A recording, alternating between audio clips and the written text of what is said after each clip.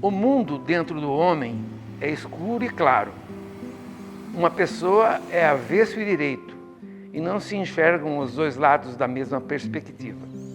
O tempo espana a memória, gasta as miudagens, traz emperreio e turvação. Fica duvidoso os casos terem mesmo acontecido do jeito que a memória relata.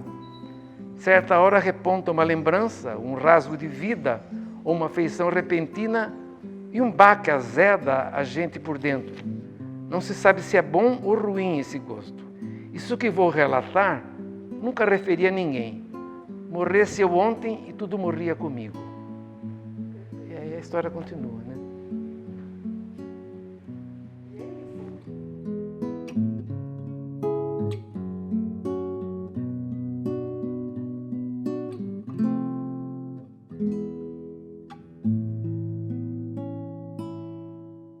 Eu sou Aércio Flávio Consolim, nasci aqui em Morungaba em janeiro de 1941.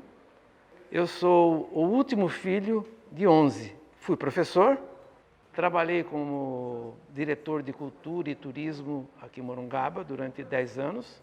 Morungaba é curioso, apesar da população ser pequena, a arte aqui é uma coisa espontânea, sabe?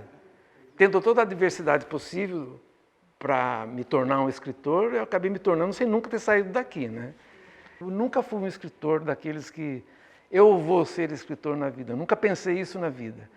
Se eu puder falar vocação, primeiro contista e romancista, porque existe uma ideia de que o conto é muito difícil de escrever. Eu não acho. Eu acho que se você tiver a abordagem correta, ele flui tão rapidamente quanto um romance que é muito mais extenso, mas que também é mais caudaloso também, né? E para mim, eu acho que eu nasci contista e o romance é uma extensão da minha experiência com o conto, né?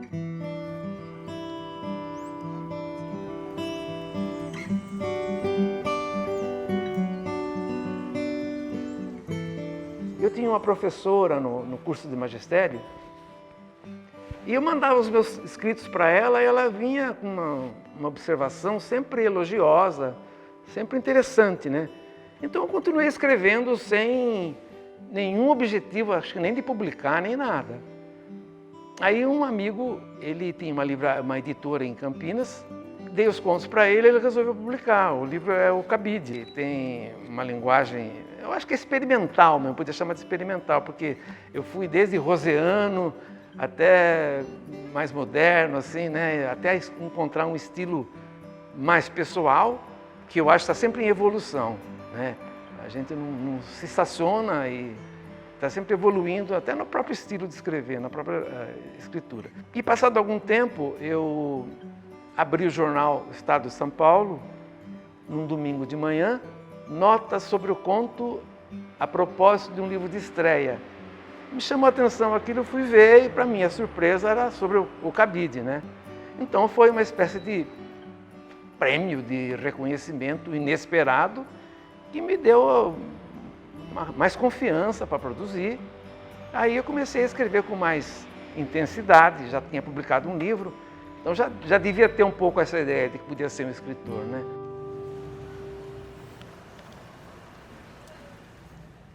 Aqui deve estar... E era um escritor mais alta literatura brasileira, um dos pilares, um dos 3 pilares da literatura para mim, brasileira, que são o Machado, o Guimarães e o Graciliano, né? Só que o Graciliano, que todo mundo fala especialmente do Vidas Secas, do Angústia, eu gosto mais do São Bernardo. Do Guimarães, toda a obra lida e relida, mas especificamente o arrebatamento que é o Grande Sertão, né? Que é um livro de dimensões épicas, uma história que tem tudo, né? Tem a geografia, é uma maravilha de leitura. Eu ganhei o prêmio Fernando Quinalha no Rio de Janeiro. Depois eu ganhei um prêmio em Ribeirão Preto, um concurso de contos, com mais de 1000 contos também inscritos. E depois ganhei, em Minas Gerais, o prêmio mais importante que eu recebi, que foi o Guimarães Rosa. E para você ter ideia, para uma pessoa que morava em Morungaba, um escritor iniciante, no mesmo dia eu recebi a Rede Globo e o Estadão para uma entrevista aqui, né? Foi um momento assim, vou chamar de glorioso, se pudesse chamar. Me satisfez pela vida fora em questão de divulgação, né? José Monteiro. E um dia eu recebo essa carta aqui, que é mais ou menos assim. Meu caro Hércio Flávio Consolim, muito obrigado mesmo pelo seu livro A Dança das Auras, que estou acabando de ler com tanta emoção e toda admiração por seu talento de contista. Em primeiro lugar, quero dizer que você cumpre exemplarmente o seu dever de escritor, que é escrever bem, o que nem sempre se vê. Depois, que perfeito domínio do assunto, que coragem, que dramaticidade, que humor e que capacidade de síntese e de armar o desfecho. Seu conto Lucinda, por exemplo, que coube tão bem nas 20 páginas que você lhe deu, representa matéria para ser tratada num denso e volumoso romance. Então essa carta do Pedro Nava me valeu tanto quanto qualquer prêmio literário que eu recebi. Uma francesa, ela é psicanalista lacaniana, ela procurou o Pontes, o livreiro Pontes de Campinas, perguntando para ele se ele conhecia algum autor brasileiro que ela queria traduzir alguma coisa para o francês e publicar lá. E ele indicou então alguns dos meus livros de contos, que ela leu e logo em seguida disse para ele que ia traduzir alguns, escolheu alguns, né? Recebi uma carta de uma leitora de lá, uma menina dizendo que tinha lido o livro, tinha gostado e que mandou um cartãozinho para mandar um autógrafo para ela. Achei curioso, falei, que bom, parece que eu sou escritor mesmo, né? Então fica interessante essas experiências que ficam aderidas à experiência de escrever, né? Que essa sim é solitária e indivisível, né? Essa esquina é onde nós estamos. Não tem nem o prédio ainda, que é de 1908. E esse aqui, que é de 1916.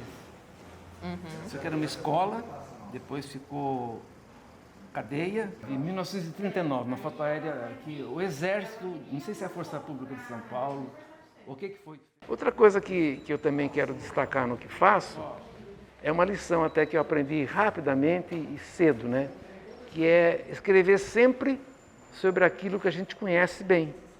Por isso que meus livros, meus romances, meus contos, a maioria deles, se transcorre numa cidade utópica, chamada Conceição dos Mansos, que é um derivativo do antigo nome de Morungaba, que era Conceição de Barra Mansa, que só foi transformada em Morungaba em 1919. Né? O que eu pretendo como escritor sempre é contar uma boa história. Eu não quero ficar divagando, coisas assim, elucubrando coisas, inventando fórmulas, eu não quero fazer isso. Eu quero contar uma história que seja interessante, que capte a atenção do leitor e que, sobretudo, seja bem escrita, com a originalidade própria do texto, né?